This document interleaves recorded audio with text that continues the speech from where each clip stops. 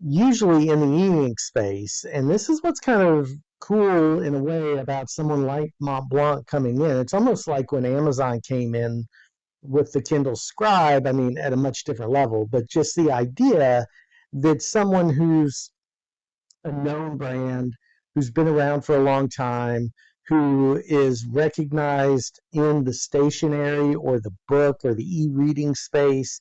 Usually what happens when you have a new product launch are one of two things, and sometimes a combination of both. You have someone who does a full-on marketing campaign where they pay for a lot of sponsored videos about their product. That happened very much with the ViWoods, and I still see a bunch of sponsored content out there for their product. Remarkable has done that. But they also tend to get these devices into the hands of reviewers already in the space. Now, it's not always the same reviewers. Sometimes it's different people.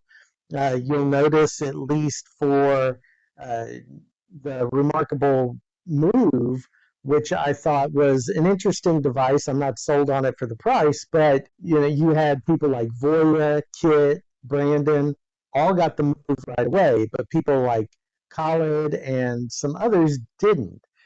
It's one of those things where I think they're very strategic about who they send the devices to.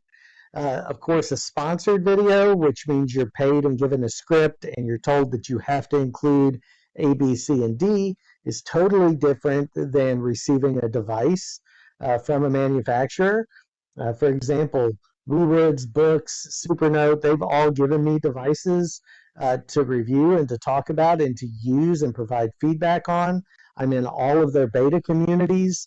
So it's a little bit different of a relationship if you are given a device in that context versus given a device and asked to say specific things.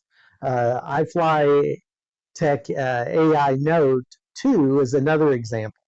I know Jeff Moss mentioned this on a recent video that he was approached by the company and they wanted him to say specific things. They did the same thing with me. So I think the idea is that, and I turned them down. I don't do that. I will be happy to review a device, give my honest feedback, and also give you feedback even behind the scenes in the beta groups. I'm very active that way.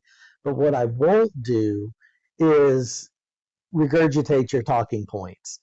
That's not my style of doing things.